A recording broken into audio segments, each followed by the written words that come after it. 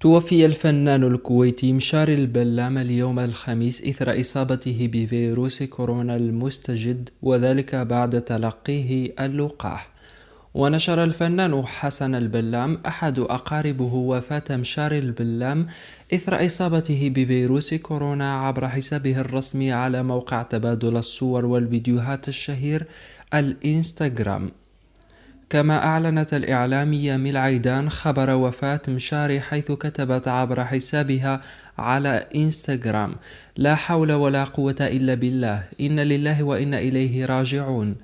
وفاة أخونا مشاري البلام، الله يرحمك يا طيب يا راقي يا محترم، يلي ما حد شاف منك إلا الخير، الله يرحمك ونزله منزل حسن ويحشره مع الأبرار والصديقين والأنبياء والصالحين. الله يصبر ويمسح على قلبك وأبوك، أهلك وزوجتك وأولادك، ادعوا له بالرحمة يصبرهم الله.